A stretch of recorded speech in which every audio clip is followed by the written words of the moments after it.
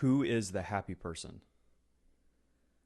Yeah, and that's what really got me thinking about this whole topic. Is one day I was reading and meditating, and the question just came to my mind, like who is the happy person? And I was initially my mind went to, okay, like that's what the theologians and philosophers of the world are trying to figure out, and that's what they're aiming for, right? So you have Eastern religions where, by and large, you know, existence can be really brutal, or at least has been traditionally pretty brutal. And so, you know, with like Buddhists, Hindus, um, religions like that, where they've pretty much given up on any semblance of earthly happiness. And so happiness gets delayed to some future state, like nirvana or something like that, where, you know, eventually after you go through enough suffering and you finally get to the place where you don't desire anything, that's when you reach enlightenment. That's when you reach happiness. Whereas in Western religion, it's primarily centered around the things that we value the most: Right. health, wealth, security, you know, prosperity, success, all these things. And that's what Western religion is focused on in terms of the happy state. And so even in you know, American Christianity or Western Christianity, it's not just the prosperity gospel that presents this vision of happiness. It's really it's really permeated the church pretty fully. So, but then the odd thing is that the people who are most successful at achieving that happiness, that blessed state, are the ones who abandon it and go to Eastern religions. That's why we're seeing this influx of Eastern you know, Eastern religion in the U.S. Mm. and the West in Right. general. So I was thinking, okay, religion has been trying to figure this out. Yeah. Philosophy has been trying to figure this out, and Yeah. I mean, I heard to that point, I heard a Piper. It was, I forget if it was something, someone wrote in and asked him, "Are you happy?" Because his whole ministry is based on finding happiness through glorifying God. So, you know, it's not just the chief of man is to glorify God. He adds it's not just to glorify God and enjoy Him. He would say the two are the same. That we glorify God by means of enjoying Him, and that's like his whole ministry, right? So somebody was like, "Okay, are you actually happy though?" Right? If that's the key to happiness, is John Piper someone that's happy, enviably happy, as you would say? And he was like, "Wow, that is a great question." yeah, because it's one that we can sort of deceive ourselves with, like, Right. you know, like, yeah, I mean, I'm happier than I used to be, or like, yeah, I'm happy, but this is just like a really hard season in my life, you know, so it's not really coming out. Um, yeah, yeah, we're masters of self deception. So it like when that question comes to your mind, like, are you really happy? Like that might be the voice of God, because that Yeah.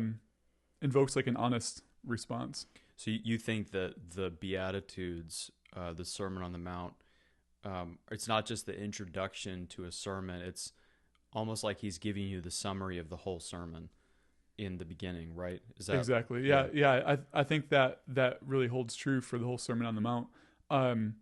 So the Beatitudes, the Greek word that Jesus uses that's often translated blessed, is makarios, and it's different. You know, you could pronounce it blessed or blessed, but it's different from the this idea of like, I'm blessed. You know, like I have all I need. Like I'm just a blessed person. Um, like I've received blessing, and so I'm blessed. So makarios is more like happy. In fact, Young's literal translation translates it happy, almost Mm. every time that it's found. So if we think about it that way, like, who is the blessed person? Who is the unshakably, robustly, like deeply, enviably happy person? That's what Jesus is answering, I think, in the Sermon on the Mount. And it's not so much what has happened to that person or what that person does that marks their blessedness or their happiness. It's the kind of person they are. Okay. So it's not, happiness is not something you, are you saying it's not something you seek out? What do you mean? Right. I think a reality of our existence is that when we seek happiness directly, we don't find it. If you seek blessedness directly, you're not going to find it, because it's the kind of person who is the blessed person that Jesus is talking about. So think about the first one. Blessed are the poor in spirit. Right? Blessed are the poor in spirit. Hmm. For theirs is the kingdom of heaven. All right, so another way to say is, blessed are the poor in spirit because theirs is the kingdom of heaven. So the person who's poor in spirit, who is, and I would take that to mean, there's a couple of different ways you could take that, but I would take it to mean like their spirit is impoverished, like they are they're the humble, Right. like they don't have these personal, like, internal riches that the sort of self-righteous person has. Yeah, that's like the opposite of the Western colonial Anglo spirit, is like, I pull myself up by my own bootstraps. I am self-sufficient, self-reliant. Right. Right. But like, it's like, blessed are those who recognize their need, but not just for God, specifically their need spiritually for Yes. Him. Right. Yep. Yeah. Isaiah, I think it's in Isaiah 57 where he says, the Lord dwells in the high and holy place with him who is of broken heart and a contrite spirit. And so Right. I think, like, so because you are the kind of person who dwells with God and who is inheriting the kingdom of heaven, you are blessed. Right? Like, because God has to, like, that's not just, poverty of spirit isn't just something that we can work up in ourselves. You It's can't not like conjure it up. You can't seek it out. exactly. Yeah.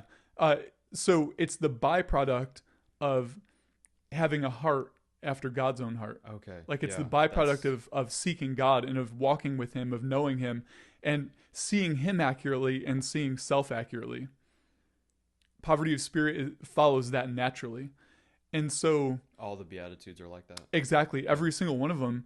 And so we shouldn't see the Beatitudes as 7 different paths, or 8 if you count persecuted, 8 different paths to blessedness, but one path to blessedness, because these things are the characteristics that mark the child of God. Yeah, it's not like 8 steps to Exactly. happiness. Number 7 will shock you. Exactly. It's actually describing a person, Yep. right? Yep. Jesus is describing the natural Christian.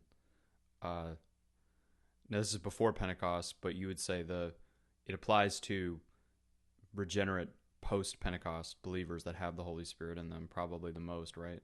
Right. So it's prophetic in a way. Yeah, and it's interesting because it is prophetic. So there's like a future element to it, not only in the full consummation of that blessedness happening in heaven, but then also like the guarantee of it happening at regeneration, where we're born again. And Jesus is quoting, like, blessed from the meek. He's actually he's quoting scripture. He's quoting right? Psalm 37. So yeah. it's prophetic in that he's fulfilling that prophecy, but That's then right. he's actually speaking a prophecy. It's like a baton, like, how in the Olympic Games there's like a baton race. It's like David hands the baton to Jesus, and then Jesus is pushing it into the church, right? Yeah. Yep. So it's like dual prophecy. Does that make sense? Yeah. It's Christ is fulfilling what David said, but then even Jesus is speaking of a future reality. That's right. It seems. Yeah. And so you think about like Old Testament saints who had not experienced the fullness of regeneration, maybe like a preliminary sort of form of it, but like David was a man after God's own heart. And so, Right. David, we could say that pretty confidently that David was poor in spirit Hmm. because he has inherited the kingdom of heaven. But yeah, and another along the same lines, kind of this now and not yet aspect is like, blessed are present tense the pure in heart, because they will future tense inherit the kingdom of heaven, or the kingdom of heaven is theirs. And so it's like, I am blessed right now because of this future thing. Because again, it's all about like the characteristics. Okay. I'm marked by the characteristics of the kind of person who will will have the kingdom of God. Yeah, like if your dad writes it in his will that you're going to inherit $4 billion next month, like you wouldn't say that guy is not blessed because he hasn't inherited it yet. Exactly. Because it's going to happen at some point eventually. But what's weird is that I guess that analogy breaks down a little bit, because it seems like we can't experience, blessed are the pure in heart, they shall see God. Like that, there's a future aspect of that, right? But it seems like there's also a present aspect of that. Maybe I'm getting it totally wrong, but yeah, no, there is a present aspect of it. So to kind of illustrate that, or dive a little bit deeper into that, when Peter makes the great confession, Jesus asks the disciples, who do men say that I am? And they say, John the Baptist or Elijah or, whatever. And Peter says, you are the Christ, the Son of God. And Jesus uses that same expression, Makarios are you, blessed are you, Peter, for flesh and blood has not taught this to you, but my Father who is in heaven. So he's like, Peter, you are enviably, unshakably happy because flesh and blood hasn't taught that to you. So you are the kind of person who has the grace of God at work in their heart, and you are inheriting all these things.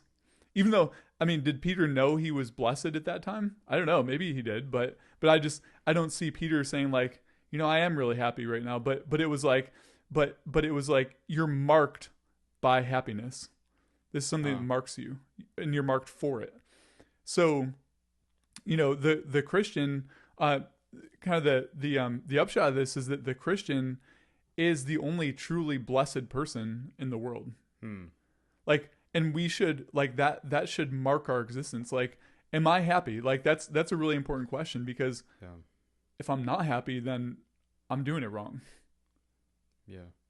And all of Western society is teaching us their beatitudes, their manifesto,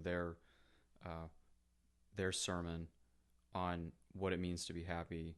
They describe happiness all the time as financial gain, well, at least in the West, financial gain, leisure, more opulent leisure, status, success, health. And modern marketing, corporate marketing sells that to us. Like marketers do not sell a product; they sell happiness. So when you see the ad for for the jeweler, in the magazine, and it's a guy, a man and a woman like standing there, and they look like enviably happy, and so you're like, wow, subconsciously you're like, oh, that could be me. Like if I bought this ring for my wife. Or the beer commercial, it's not primarily about beer. It's about like having like really beautiful women all around you, and having a carefree existence. I mean, those are the highest value in modern America is leisure, and so leisure is what makes me happy. And so we've kind of bought into that, and the human imagination, as God says in, I think in Genesis 6, is only wicked all the time. And so when I imagine myself being happy, if I just had like the cabin in the mountains, like, oh, if I had that, I would be blessed. Or like if I had this car, or if I had a prettier wife, or if I had better behaved kids, or if I had no kids, or if I had no wife, or whatever, or, a better Right. husband or no husband. And it's like we imagine ourselves so easily being happy in certain circumstances, and marketing just sort of taps into that and like hijacks that desire for happiness, because everyone wants to be happy. It's just the problem is how we envision ourselves getting there. Right. And you were saying, if I remember correctly, that we should really call this out for a lie that it is, almost like unmask it for the lie that it is, instead of, because so many of us are drawn towards that. It's like I talked to that real estate agent who was saying that she felt like the Chip and Joanna Gaines fixer upper, like the what is that, TLC or Yeah. Hallmark?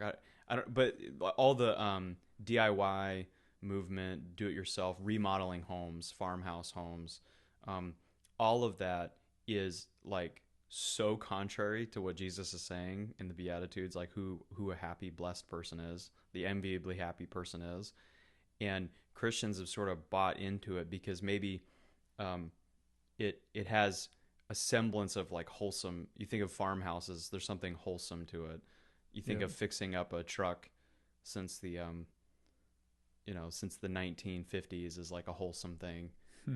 You know, it's funny. I was like talking to Alexis the other day, my wife, about how every like every Lifetime or Hallmark film, like these films that are produced for like older women, um, the male lead always drives a truck from like the 1960s or 70s, like to assuming like he's a handyman who's been fixing it up over time. And so it's like, okay, that's what it means to be blessed, is to find a guy like that who is wholesome, and it's all physical, and none of that. It seems so silly talking about it now, but in the moment, if you're not putting your discerning hat on, it's actually hard to see through because everybody seems to be doing it. I Yeah. mean, how many pastors, reform guys especially, are like crying out against the prosperity preachers, but then they have $1 million homes and they drive like, a Cadillac Escalade. It's Yeah. like you're saying that that's like cognitive dissonance. Like, Yeah. what is happening here? It's like, oh, go and start your own business. Oh, like our son, the spirituality of our sons can be measured by, how early they start their own business, and how early they can support a wife and family, and like, buy a house and stuff. Right. And like nobody would outright say that, but that's just kind of the assumption. And you would say that Jesus is ushering in the new covenant, and that's actually a move back to the old covenant, right?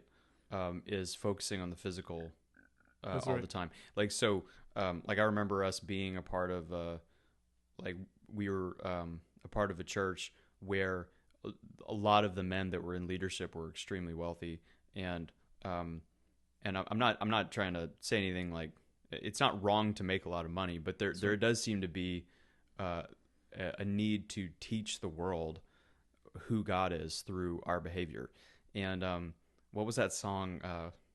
Like Count Your Many Blessings or something. Yeah. And it's like in the West we sing that, but really like the people that need to sing that are people in third world countries, or um, people that are like completely impoverished. It's like that song is fitting maybe for that moment, Right. but not when you're stuffed with PG movies and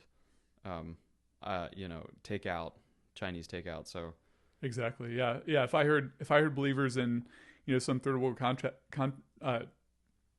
context singing that, like yeah, that would be really encouraging. right. You'd be like, wow, like these guys love God. Yeah. Yeah.